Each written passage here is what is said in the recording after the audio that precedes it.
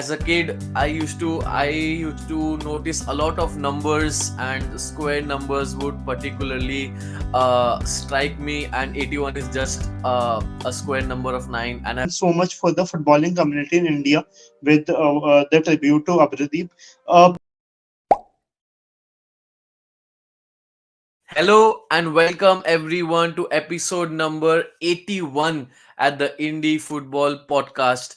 As a kid, I used to notice a lot of numbers, and square numbers would particularly strike me. And 81 is just a square number of 9. And I have no idea why I mentioned that. It's just a lot of Delhi Capitals work that I've done over the last couple of months, and I'm just stating weird facts here and there. But Anukarsh sir, finally, very glad to do. I think we are doing after a while now. The last episode was, of course, with one of your special Liverpool gentlemen. But today's Yeah. episode is also another special one because it's not every day when we have someone as prominent as Tom Overend. He's a contributor for Chelsea across different platforms. You will see him at DR Sports. Different kinds of Chelsea platforms is where you will see him voice his opinion. Thank you, Tom, for taking out the time and doing this for us. How did it feel by knowing just 2 minutes ago this is also a video podcast? I don't know, mate. I've had a very, very busy day. Just lots going on with work, end of the season, lots of media stuff coming up with the Euros. So I wasn't expecting it, but yeah, always glad to show my face, but not necessarily as beautiful as normal, I suppose. No, no, Yeah. that's not the case. Sir, please do explain everyone why have you got that jersey on in a football Yeah, podcast? yeah. Before I come to Tom and Tom, I'll like give you a standing, I'll give you a proper welcome to the podcast. So the reason Yeah. I'm wearing this jersey is because Dwaipayan Mukherjee, my able co-host, my co-founder, put up this story on Instagram yesterday about Delhi Capitals and how he was upset about Delhi Capitals getting almost knocked out, So you decide virtually to rub knocked it. out. Yeah, so because blue is the color, football is the name today, and I also wanted to support Dwaipayan Mukherjee, so Okay. I wore this blue jersey of Delhi Capitals. I actually had initially thought Tom that I was gonna pacify him by telling him how Delhi Capitals can still qualify. But then I saw on the social media what Delhi Capitals had to do, so I gave up Yeah. because I'll translate it to you in English later. So there's this very famous dialogue by one of Delhi's famous spinners. It's Kuldeep Yadav. He said, "Pagal pagal hai kya?" Which basically translates to "Are you out of your mind?" And I'm sure that's something Roy would have told to me if I would have explained to him how Delhi Capitals can still qualify. So this is my support to you and Absolutely. to Roy here. And yeah, welcome to the show. For someone who has done so much for the footballing community in India with the tribute to Abhradeep, please Yeah. shed a bit of light on that, Tom, and do tell us what you had to go through, how you were able to organize it for him, and what it means to you as a Chelsea supporter to be able to help another one live his dream, although after his death. Yeah. So I'll start by saying that I do actually, or I used to certainly have an IPL team. It's not the Delhi Oh. Capitals or the Delhi Daredevils as they used to be. It's not them, no. It's Kolkata Knight Riders. They were always my team when Oh. they had Eric Great Morgan. decision. I think they had Paul Collingwood for a while, maybe. Yeah. But this was right at the start. Yeah, Yeah. I haven't followed the IPL in recent years because I've seen the batting tracks this season has just been. It's blown my mind, the batting tracks. And the 280s getting scored in T20 games.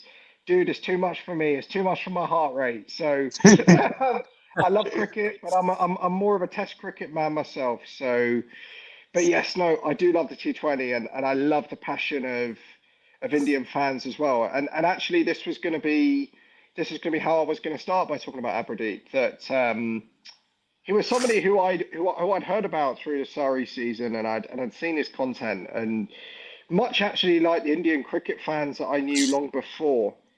The passion of the Indian sports fan is just something that is so unique, so infectious in the best possible way. And I absolutely love seeing just fans that are entertaining, but you can see the pain in Abhradeep's face when we'd lose a game, but also when we won a game, you could see the joy in his face. It was just Yeah. brilliant. And he was just an incredibly funny man. And I had the privilege of Right. talking to him a lot of the times through COVID, through lockdown.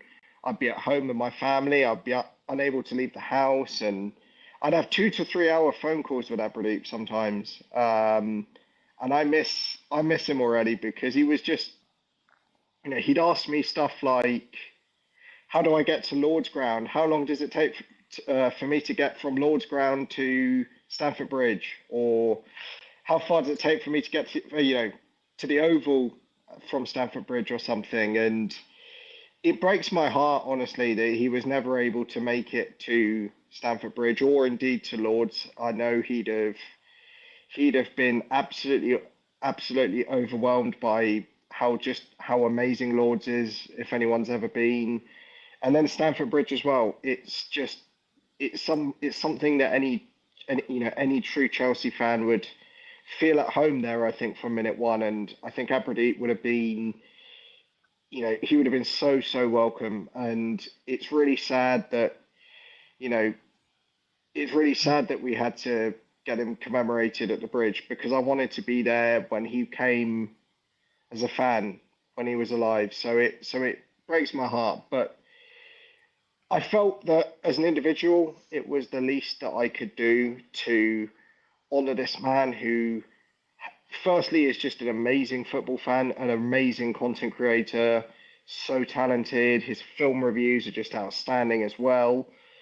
And somebody who has done so much to bring football to India, really, and Yeah. football fandom, and to bring, being super passionate about a Premier League club to India. I mean, he was the first sort of big content creator in terms of football that I knew about, and as I say, I thought he was brilliant, and he taught everybody a lot of lessons, I think. So yes, so my process was that I have a couple of people who I know that work with the club.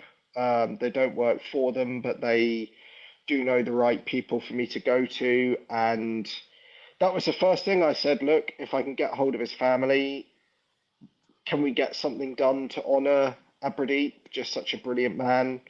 Um, and the club, of course, said yes. So for me, it was all about finding his relatives. And I think it took 2 million views on one of my tweets or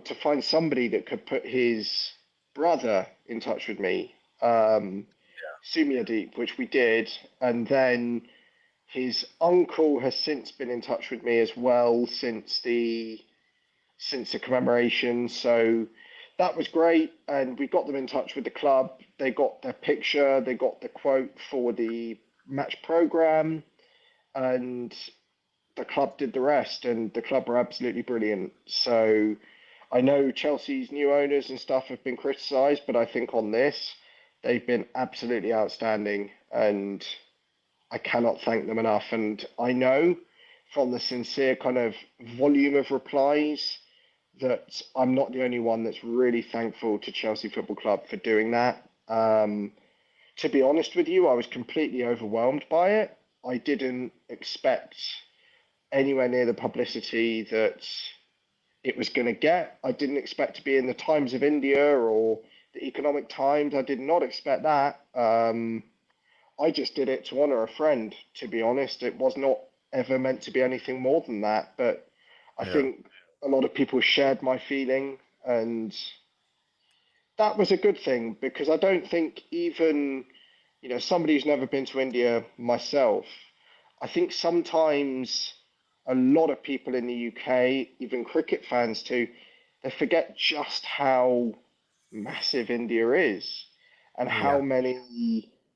how many people are in India, and just the volume of passion and the volume of, as I say, just a volume of fans, in all honesty. And while I see numbers right on Abhradeep's videos, I never sort of pictured in my head just how many of those people were on social media, were real fans of his. These weren't people that would watch his videos to laugh at him after we lost. These were people who, okay, maybe they had a little bit of a chuckle, but they Yeah, really liked the guy, and I did not absolutely.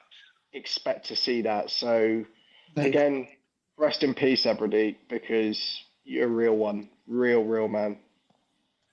Absolutely. I think, Tom, you really made a great point when you mentioned how Abhradeep was able to, capture the imagination of many people around football in India. Because I personally knew people whom, of course, so we have this podcast running for close to 2.5 years now. And, people would come to us, tell us about other fellow football content creators. And many of them would mention, look at this guy, Angry Rantman, who makes videos in a certain way, because just his uh, holistic expression into the way that he made his videos made people want to follow football, because he Yep. was able to, create that feeling of FOMO through his videos, that people wanted to Yeah, follow football because of what he spoke about in those but videos. something I will say on that though, and I think a lot of people would maybe laugh at him and say he's a very emotional guy and he understands what it's like to be as a fan. But having spoken to him for hour after hour sometimes, I know that this guy knew a lot about the sport. This guy was not somebody who was an actor who put on the emotion. This guy understood the game of football, understood, was a very high level fan of the game of cricket too. And, this guy wasn't somebody who hopped on trends, as I think some Yeah. people seem to think. This guy was a real sports fan. And actually, something I remember, and it's something that I suppose I do want to say, and it's probably the best time, it's probably the first time I've ever said this actually, um, an Aberdeen memory of mine. And I think everybody knows that he's always been a true Indian patriot. He's always loved his country. He always loved India Right. and wanted to unite everybody from, from UP to right in the south of India and everywhere in between. But the one thing I remember was at the most recent Olympics, was it 2021 because of COVID, the Yeah. joy in the way that he spoke to me when India won their first Olympic medal in several years. He Yeah. was Was it the almost, gold medal? The gold medal? I think it was the gold medal. I think was it India's first gold medal? I can't quite remember. Yeah, It I was think Neeraj first Chopra, India's. Yeah. yeah, Neeraj Chopra So that became the was, first Indian to win a gold medal in track and field for India. Yeah. So that never happened before. So yeah, that he might be Yeah. the one. was he was almost in tears with pride Yeah. at his country, and I say that because I just think that that's something that is so. I think he was just a true Indian sports fan in almost every way, and I think he would have said he's not a track and field expert, but Yeah. he loved his country, loved following sport, and it was a yes to everything for him. So yes, just a memory for you guys that I hope your listeners will enjoy, especially fans Yeah, of I mean, his as well. we really, yeah, we really do appreciate putting in such a detailed documentation of your relationship with Abhradeep, and I think that's a very fair representation of the person that he was. Not that we knew a lot about him, Anukarsh sir. We do. You might recall our plans of probably reaching out to him someday and calling him to our podcast. So of course, it is kind of a big hit for everyone, not only just in the football content space, but in general, to not have him around. And of course, the effect that he had in Indian sports in general was profound, right, Anukar sir? We did hear like a lot about him. Absolutely. I mean, we were fortunate enough to do an event in Mumbai Yeah. a couple of months back, and in which we had four Chelsea fan clubs, four official Chelsea fan clubs from Mumbai, and we could see how fans of all those fan clubs are so passionate about passionate in asking us to have him on the podcast. We've been tried reaching out to him. Also, of course, I'm sure he must have had his commitments at that time.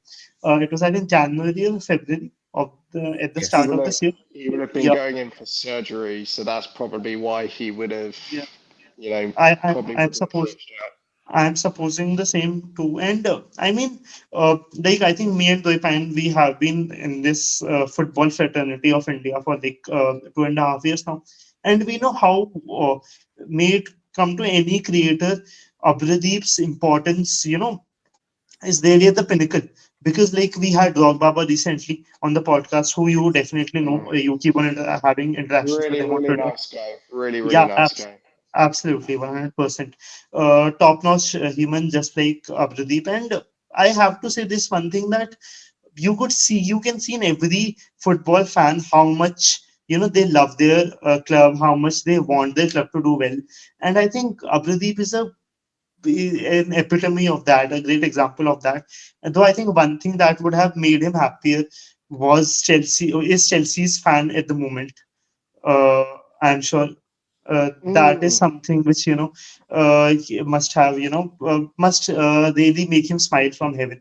And Well, I was so very like happy. I was very happy for the game in his commemoration that it was a 5-0, yeah, 5-0 win for Chelsea, and it was probably our Yeah. best performance all season. All season. And I Absolutely. had so yeah, many people comment to me saying, Abhradeep will be smiling. Abhradeep will be smiling above us. Um, but I think absolutely, and it makes me very happy that he, as I say, that he got that at Stamford Bridge because the club know, and they put on a show for him, didn't they? absolutely. Absolutely. I think what we can segue into pretty nicely now that we have mentioned about Indian content, about a very prominent Indian content creator who was not just into football but also other sports. The top division of Indian football is the Indian Super League. Tom, have you heard about it? What are your opinions around it? It's been around for 10 years. Mumbai City is doing well now over the recent Mm. years. What are your general thoughts and expressions around it? So I do have some thoughts on the Indian Super League. I Yeah. can't say I've watched a game. That would be. I'm going to be honest. I don't know loads, but I do know a lot of stuff about the players that have gone out there, the coaches, and I have some suggestions on how I think the league can grow. And I'll start by saying that I think they're doing similar to what the MLS did at the start, which is try to bring over big names from English football, European football, and try and kind of go from there. So I saw a lot of former managers like Peter Reid, Owen Coyle, all former Premier League managers, good managers, go over to the ISL and I think it worked, and I think it was the right thing to do, perhaps initially, just to get eyes maybe outside of India onto the league. But what I would say Mhm. is that if you want the ISL to grow, I think at this stage you need to create your own identity, and bringing over coaches that are probably past their sell by date from the UK or something like that. That's probably not the way to do it. I do know that I think was it Robbie Fowler came over to coach in India, didn't he? I Yeah, believe. And Yeah. he people like him and former professionals, I think, is good because this is somebody learning his trade. And I think Robbie Fowler now is in Australia, or at least was, and had a very good tenure there. But I think the way to grow the game is to forget about the big money, big PR pieces, but to bring over young, talented coaches, try and develop young, talented coaches in India, and really focus on making kind of modern football and creating your own identity for the league. Because I think what the MLS benefited from, certainly until Lionel Messi went over there, was actually the big names leaving the league for a few years. So after David Beckham, I know you had a little bit of Gerrard, a little bit of Lampard, but realistically, it was left for the young American players, really, and some Yeah. South Yeah. Americans to kind of build their Ibrahimovic league. was there for a Huh. while. I was about to say. Ibra was there for a while, but he was there for Even maybe a Rooney season. was also there, no? Even who was there? Rooney, Wayne Rooney. Yes, I think he was. But what I think was important was they expanded the league and it went less from being lots of big names and lots of Yeah, big contracts to being agreed. about young. And you can see now, I think, in the US national team Yeah. that they're much better for having it. And you've got American managers now coming through. So, you've had Jesse Marsh come over to the Premier League. You've had Bob Bradley. I know it didn't go well for him. So I think, and Patrick Vieira coached in the MLS initially. Yeah. So what I'm saying is that I don't think looking at new coaches is a bad thing because if they're good, they can raise the profile of your league, come Right. over to if the league still needs to grow, you can come back to the UK, go to Australia or whatever. But you're still bringing through coaches that are going to improve your football players, and I feel like that is how the ISL will grow.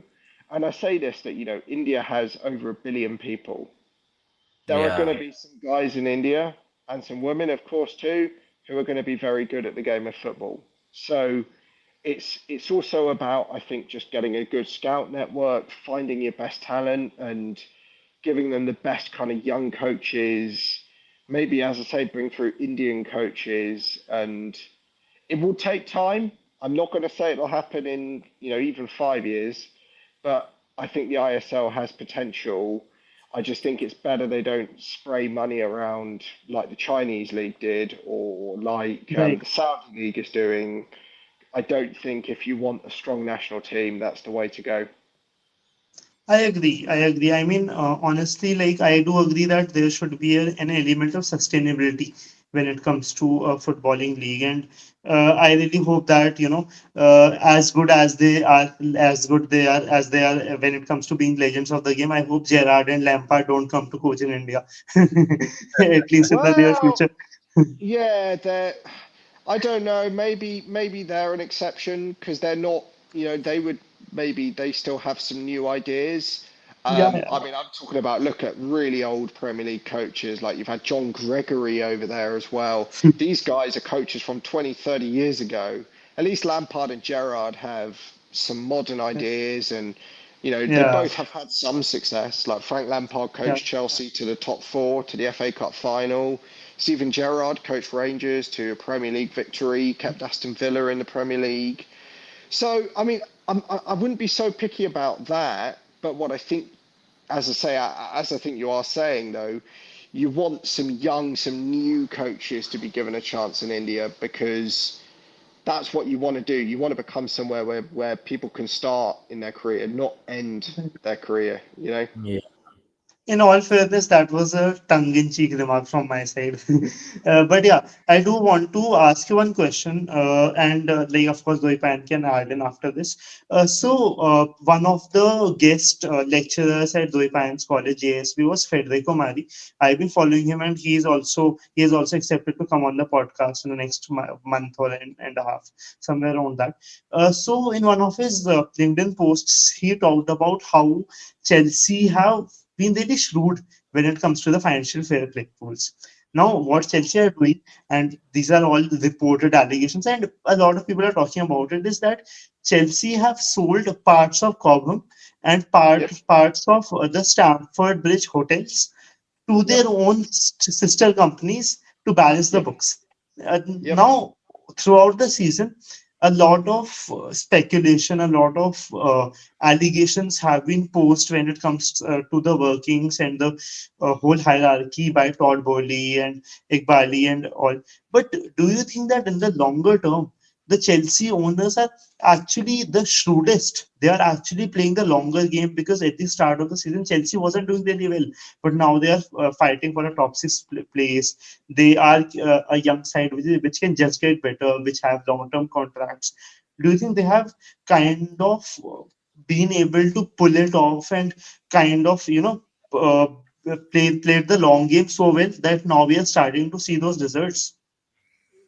A few things I say on that. So I'll start by saying, of course, the Chelsea board have made mistakes. There have been signings that haven't been the best, like Koulibaly, for instance. For one, let's say, and I'll just say that to start off with. I'm not saying that they've been perfect at all, but I think it was always their plan to have a big initial investment. I think they knew that the squad needed an overhaul. The squad wasn't the best actually by the squad they took over. Remember, they lost Rudiger, they lost Christensen, they had a pretty poor squad going forward. I think they knew that they had to spend money on it, and so they had plans for dealing with FFP. Let's say everything they've done is completely legal, and the properties were sold at the value, at their actual market value, to the club's holding company. So there's nothing illegal or wrong about what they've done. Um, it'll be interesting to see this coming season what they do in the transfer sense, because until now they've very much focused on under 25s, and some have been good, Cole Palmer, some have not been so good. Um, but I think what they do need to do, if we want to be challenging for top four next season, top five, is bring in some experienced hands, especially with Thiago Silva leaving the club. Yeah, I do feel that the fact when you mentioned about a player that we were going to ask you a question about, Cole Palmer, Manchester Ooh. City history. He has been some matches he has worked like a charm, and he's shown many great signs of a potential defining player for Chelsea.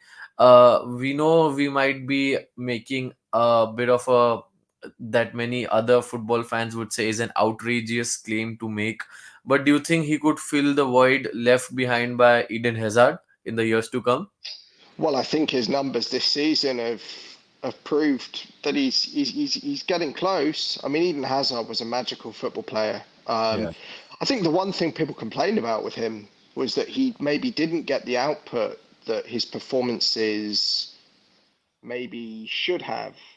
But for me, is he maybe as technically good as Eden Hazard was, Cole Palmer? Perhaps not quite, but is he getting the output? Is he playing as important a role as Hazard played, particularly in his best seasons? Yes. So, yes, I mean, I've said very openly, I don't think we've had as good a winger since Eden Hazard. Um, so, yes, I think you remember Cole Palmer's 21. This boy this boy's got 10 years if we can keep him fit, and that's going to be 10. That's going to be a lot of good seasons if we can keep him fit. If he can stay on form, we got ourselves an absolute bargain for about 40 million, 35 million pounds.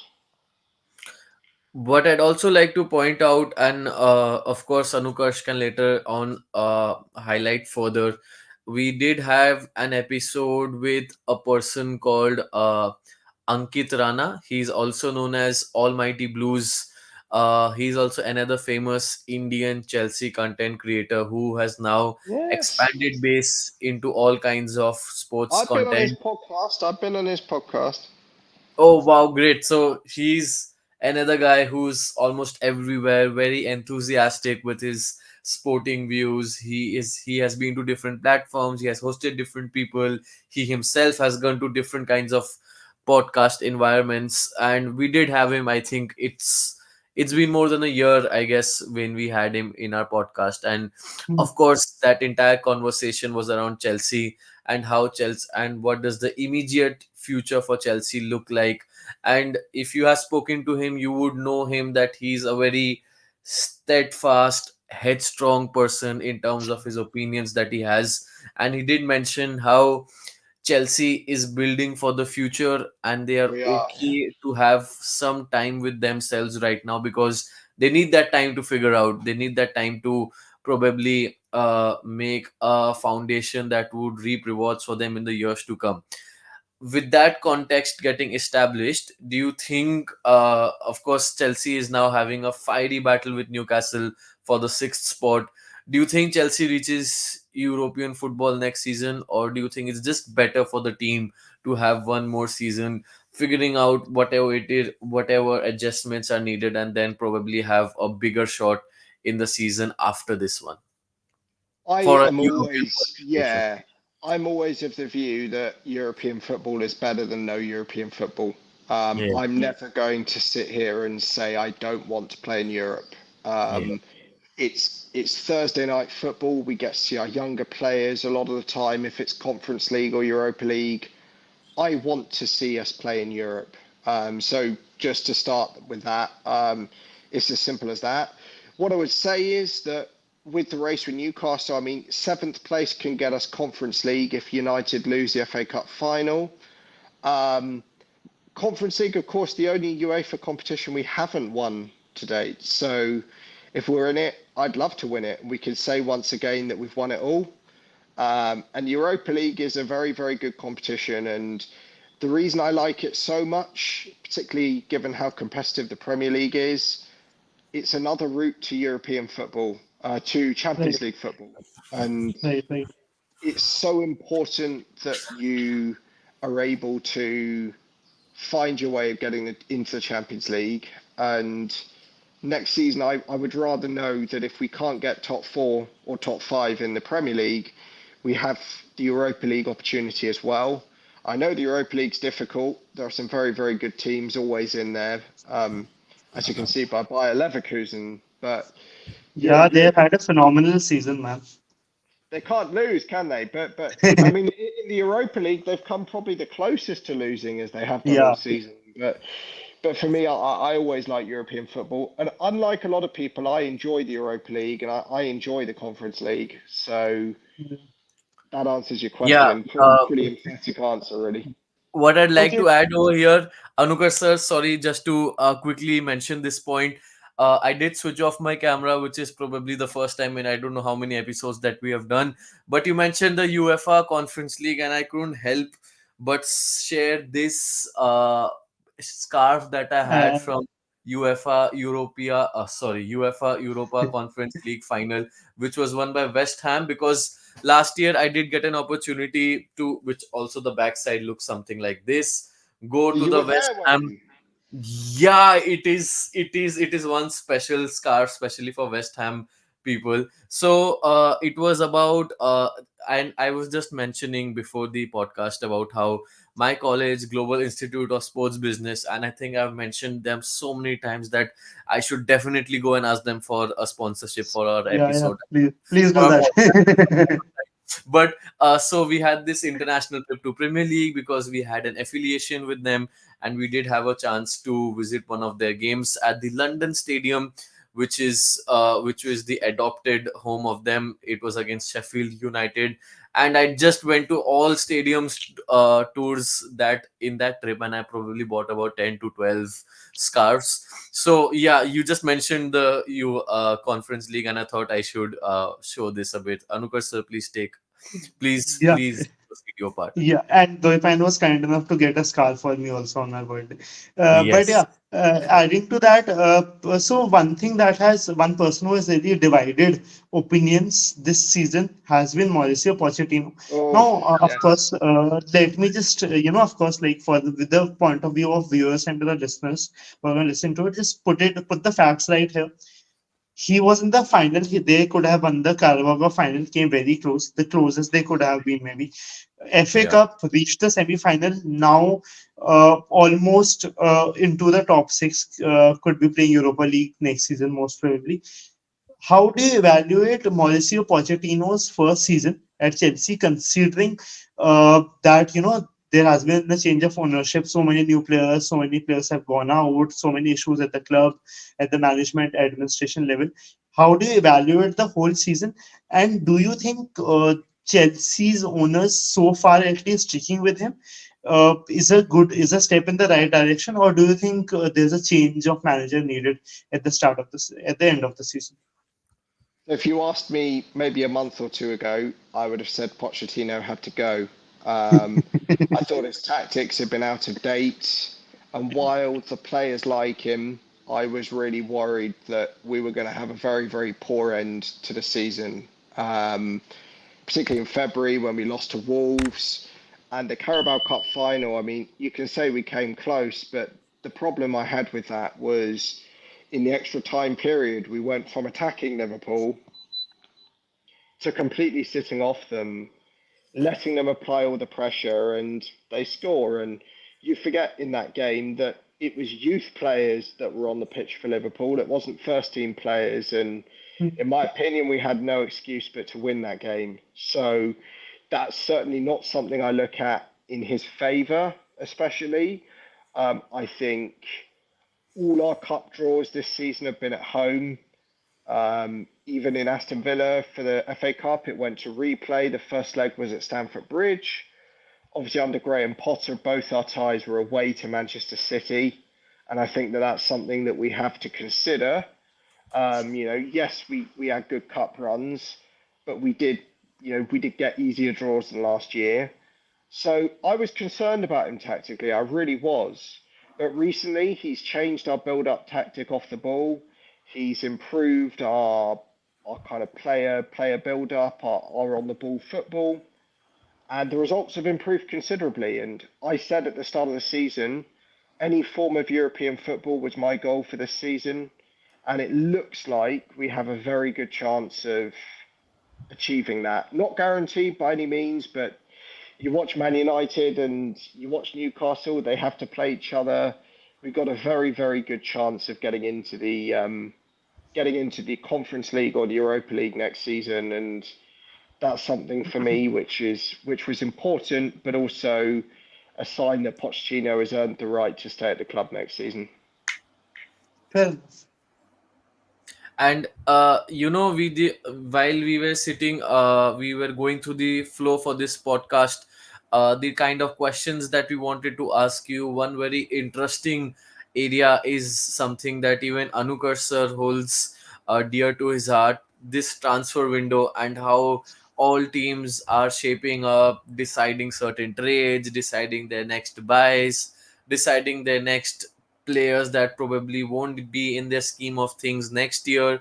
So if you are put in a position where you would trade three Chelsea players of similar caliber and probably get two players from any other team, any other club, into specific positions that you see specifically right now Chelsea needing some enhancements, which would those players and areas be in the football pitch? Oh, well, I'd bring in Erling Haaland and Allison. That's the two players I'd bring in. Because we need a Yeah, goalkeeper and we need a centre forward. In terms absolutely. of players to trade out, it's hard because I like our squad. I think Raheem Sterling, perhaps, I would look at, and he's on big wages. I'd say Uh, if there were good offers for him, I'd let him go. Um, some people have spoken about getting rid of Enzo. That wouldn't be my opinion. I think Enzo is a fantastic player. But I don't really want to talk about getting rid of our players because I like our squad. It's not one of those squads where I look at and there are players I don't like. I really like our boys. I don't really want to sit there and want to give them away. So I will keep our boys. But yes, if I had to have two players from other Premier League clubs, those would be the two. okay, and Kevin De Bruyne also. Bruno Fernandez. Okay, no, Kevin De Bruyne. Kevin De Bruyne. Oh, De Bruyne. Uh-huh. Who needs De Bruyne when you got Cole Palmer, mate? That's going to be the title of this episode. Don't say that because he used to be our player. So, A Chelsea reject. well, yes, I suppose.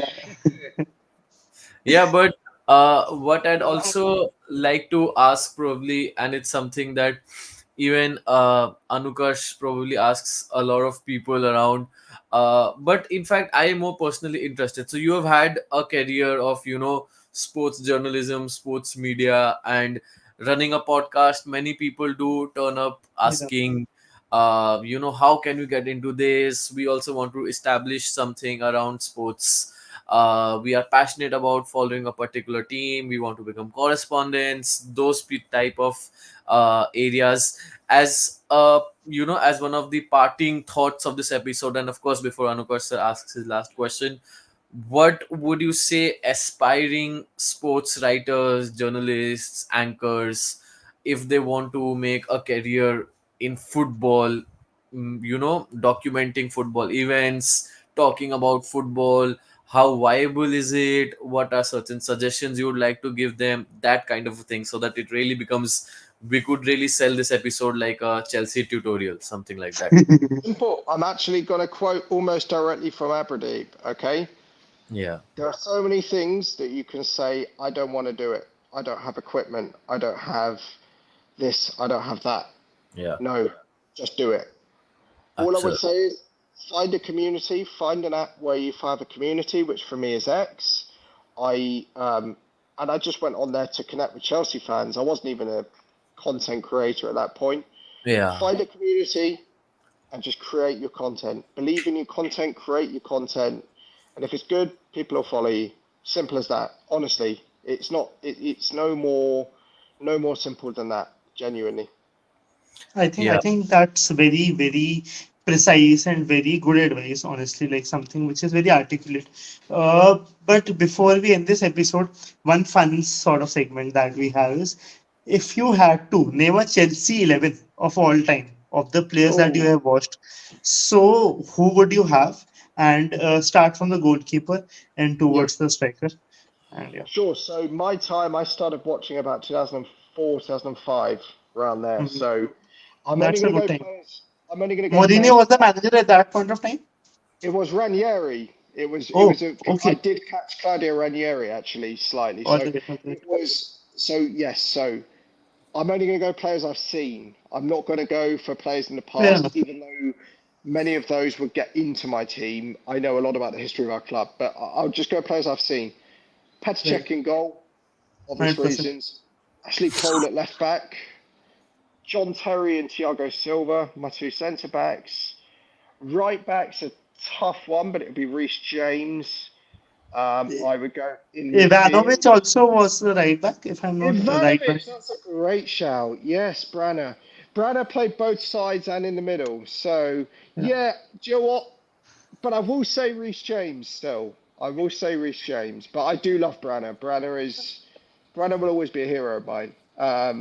Midfield, Frank Lampard, N'Golo Kante, and ooh, this is difficult. Lampard, Kante, and I'll actually say Michael Ballack, which might I was surprise you. about to say that. I was waiting for you to say that There were actually. other names. There are lots of other names in there as I well. think Mata was a very good player. I think he wasn't there for a Massa, long time, but I think yes, he was a Massa very was a good good player. player. He was. I think John Obi Mikel was an absolutely fantastic Yeah. player. Even Um, Ramirez was a decent player Ramirez during was his brilliant. time. Claude Makelele was unbelievable. Yeah. You have so many options. Cole Palmer, of course. De Bruyne, of course, not at Chelsea perhaps, but it was an outstanding player. So you got, yeah, in midfield we do have a lot of good players in there. But wingers, left wing Eden Hazard, right Fair enough. wing is difficult because I love Ian Robin. Even though he wasn't there for ages, I really really loved him. Um, so Hazard's definitely there. Drogba up front, of course, I would say, even What though Oh you yeah, about know Diego Costa? Even he was a Diego would be havoc. number two, but I play 4-3-3. So Right. Fair enough. Diego, as much as I love him, he doesn't get to Didier Drogba levels of legend. In terms of my right winger, you That's a know tough one. what? And it's definitely recency bias. It's definitely recency, but I am actually going to say Cole Palmer. yeah, Okay. yeah, Fair enough. Because and I tell you why, right? And I've supported this team about 20 years. I don't think I've ever seen a young player come in and his first full season in Premier League football play quite as well as he has As done this season and yeah, carried us into sixth. So it is a bit recency, but I'm actually going to say Cole Palmer because he is a remarkable, remarkable boy. absolutely. You know, in this entire conversation where you and Anukarsh kept out blurting Chelsea players over the last years, I was thinking of a certain player that I was able to meet last year in March when Chelsea's fan engagement, uh, Chelsea's team came over to Mumbai for a fan engagement I activation. remember that was with Olivia Buzaglo, wasn't it? Yeah, and we also had Jimmy Floyd Hasselbank coming Great over, player. I and didn't see yeah, enough of him, but he was a brilliant, brilliant player. Top goal scorer in the Premier League for Chelsea. So, and people forget too, Nicholas Anelka was a Premier League oh, Golden Boot. Fabregas also. Fabregas, I believe it or Fabregas not. in the midfield. Fabregas would be, I might say Sesko over Balak, but no, I like them both. I think Balak Yeah. and Cesc, they're level for me, I'd say. yeah. I People think forget how good Balak was. I think all three of us could go hours and hours if we just want to talk about Chelsea, and we could go on days if we begin for other teams. But thank you so much, Tom, for taking out the Yeah. time. It's been a very informative, educational, and of course, it was. We had so many things in our flow, but everything just kept coming out organically, and it was great to have you in our platform. We do hope to have you around in more YouTube lives, Instagram lives. High time we really start doing that, because I have probably told that to 25 other guests as well, but we have never been able to do that a lot of in our indie football podcast recently. But now that the IPL is over, and I'm still thinking about it, tomorrow is the last game, but I'm very excited. You mentioned the Euros at the very beginning, so we might as well have you come over and speak for a YouTube live sometime with us. Thank you, Tom, for taking out the time. And Anukar, sir, it's been a fun episode, right? 100%. I think this episode has been a roller coaster of emotions. It started Yeah, about talking about our very own Anthony Rantman, and then yeah, we started talking about Chelsea, and then there was the fun part about the star 11, the all-time 11, which I think I really agree with Tom here. I think none of the players I would take out the ones he had in the starting lineup. I would have been disappointed if he had not mentioned Michael Ballack. So yeah, I'm really happy you mentioned it, and it's been a pleasure, man. When I texted you on Twitter that day, I wasn't really expecting. It's great having you here. And the Indian fans, we all love you here. And we hope to have you more on the podcast and to connect more with you in the future. No problem at all, guys. It's been absolutely great being on. Cheers. Thank you, everyone. Take care. Good night.